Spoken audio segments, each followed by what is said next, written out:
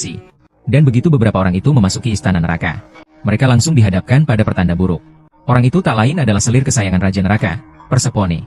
Kemudian sang selir membawa mereka ke hadapan Raja Neraka. Tak disangka, Raja Iblis yang terkenal ternyata adalah pria bergaya rok yang modis. Karena itu, Xiao Hei mempertanyakan Raja Dunia Bawah. Untuk menunjukkan kewibawaannya, Raja Dunia Bawah pun menampakkan wujud aslinya.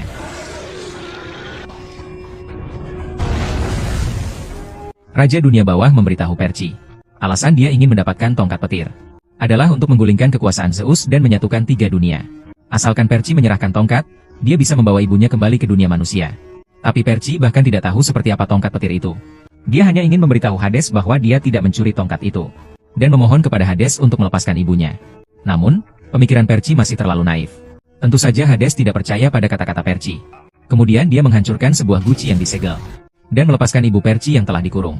Ibu dan anak itu saling berpelukan dengan penuh emosi. Pada saat itu, perisai di tanah mengeluarkan kilatan listrik. Ternyata tongkat petir tersembunyi di dalam perisai yang diberikan oleh Luke kepadanya. Apa sebenarnya maksud Luke? Mereka masih belum mengetahuinya. Raja Kematian akhirnya mendapatkan senjatanya.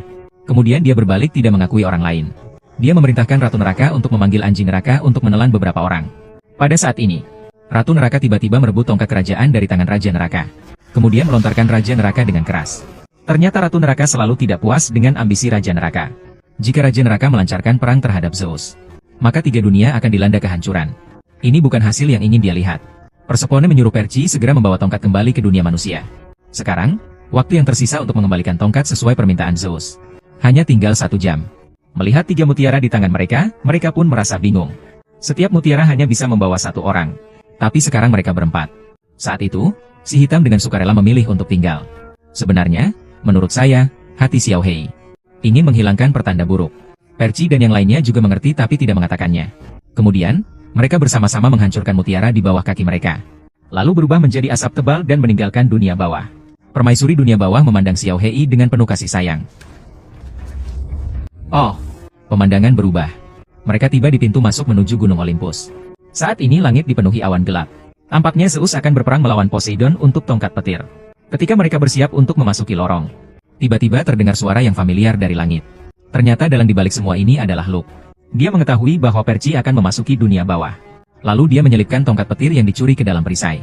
Setelah mendapatkan tongkat itu, Raja Dunia Bawah pasti akan memicu perang para dewa. Saat itu, 3 dunia akan kacau dan para dewa akan jatuh. Luke bisa mengambil keuntungan dan menguasai 3 dunia. Tentu saja Percy tidak akan membiarkan rencana jahat Luke berhasil. Luke menyerang lebih dulu. Dia menendang Percy hingga terjatuh. Tongkat itu pun terlempar. Dalam keadaan darurat, Anna ingin mengambil kembali tongkat